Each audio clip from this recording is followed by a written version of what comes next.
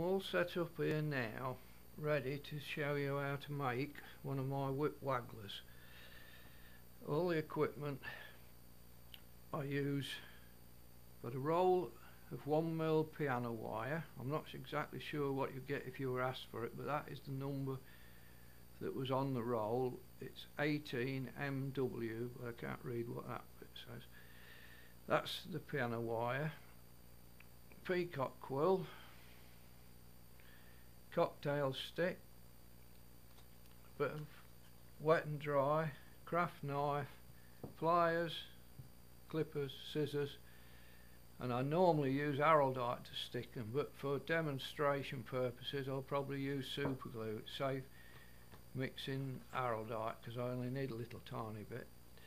The first thing you have to do, which is the hardest bit of the whole thing, is to straighten the wire, because it comes curled and it's very springy, so it's very difficult to straighten it. And even when you straightened it a bit, it's not perfectly straight, but the floats still work even if it's got a bit of a kink in the wire.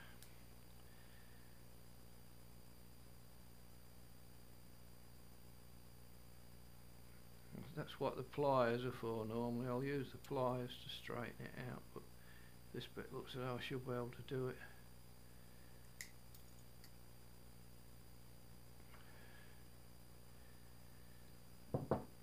Then I'll clip a piece of it off.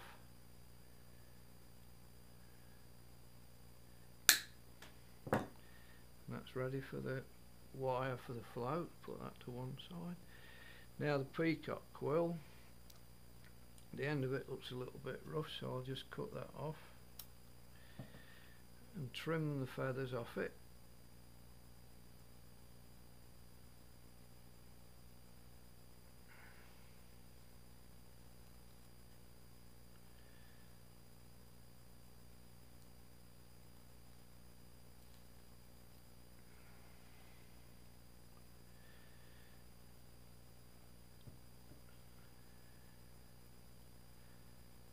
And then cut a piece of peacock quill. I mean, if you're making these, you'll find out eventually how much you want, but I usually use about a couple of inches of peacock quill. And then a cocktail stick. And the cocktail stick, you don't need all of it, so I'll trim that off, and the knife is just to trim off that so that it'll go into the peacock.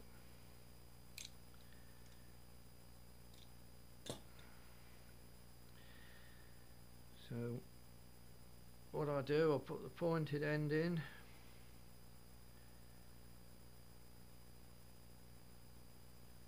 and take it out, and then stick the blunt end in. Just made the hole for it. And then the wire just goes up the bottom. Shove it in, probably ½ inch or so.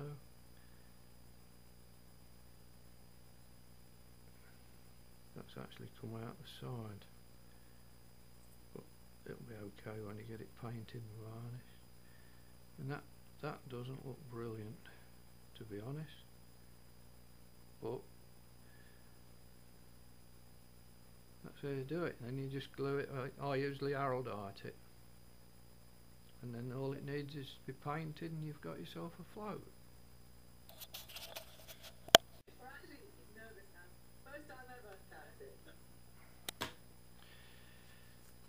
Here I've got a set of floats that I made yesterday, using the same method.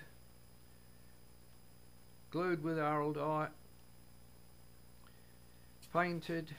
Got set with black tops, which I usually use, but I've done some with red just in case the background you're fishing against changes and you need a different colour and you can't see the black. When it comes to shotting them up, The float attachments I use now on here were an idea very kindly sent to me by Terry Finn of Doncaster. I was using various methods to fasten them on, but Terry came up with this idea. I mean, I don't know him personally, but on a forum I gave him advice on how to fish bread punch, and I asked at the time if anybody knew of a better method of fastening the floats on, and he came up with this.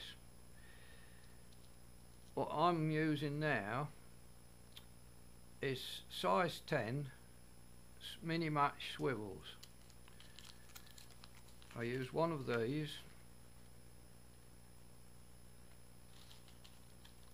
and a piece of about 0.8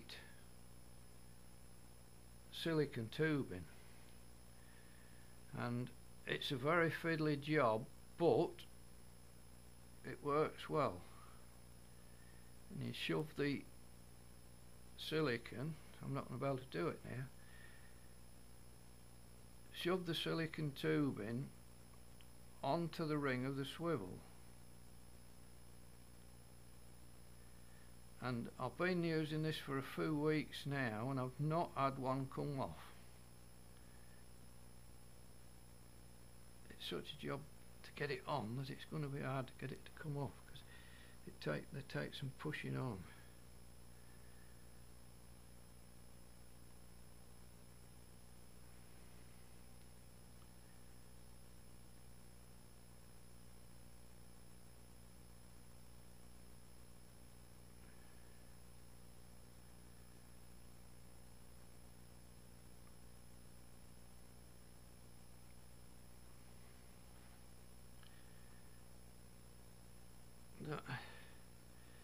Still not on far enough, but just get it on as far as you can.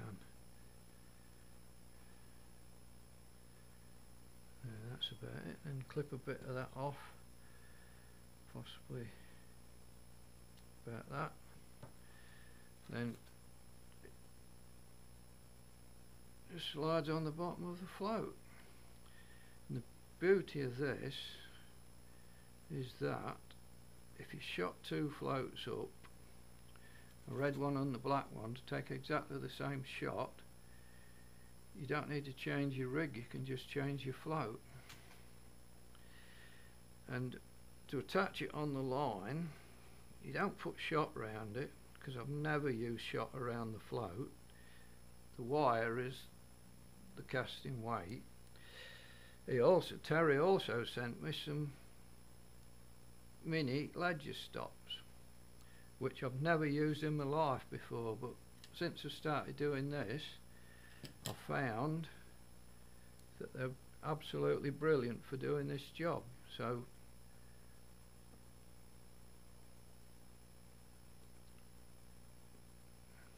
just stick the line through the loop, pull it, and I've missed it. That was clever, wasted that one.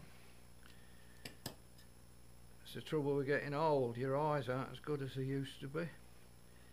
So I'll make sure I get this one, because I've only got 3 here, so I'll have to get this one. Push that one in, pull it up, and it's on the line. And then you stick your line through the loop in the swivel. Missed that again.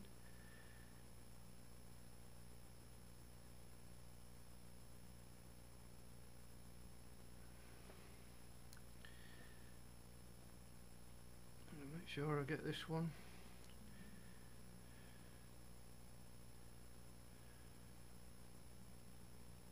It's the trouble with old age, you can't see anything.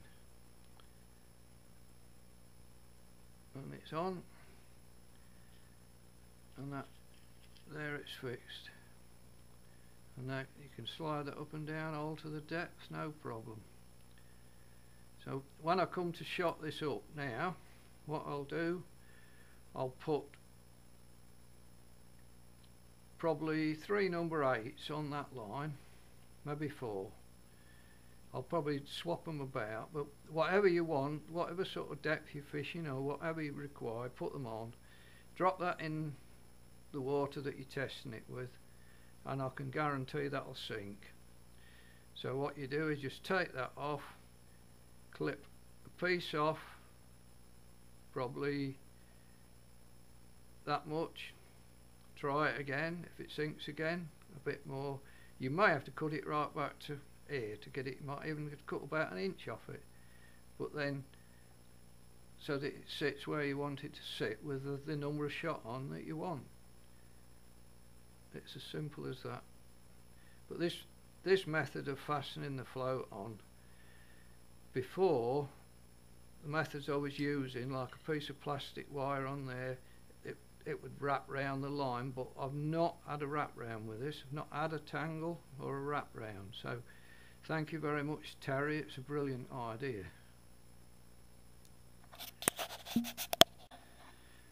What I did forget to mention is the paint. I just used Humbrol enamel, but any black paint will do. Just paint it over black. Paint them all black for a start. Then the ones I want red, I painted the tip with matte white, and then use some fluorescent Humbrol over the top. If you try and put that either straight onto the cocktail stick or onto the black, it doesn't show up, so you need to put white. I know it's a basic thing, but some of you might not know it. And then they've all had a coat of matte varnish. I mean, that one, it looks twisted, but that'll work fine, there's no problem.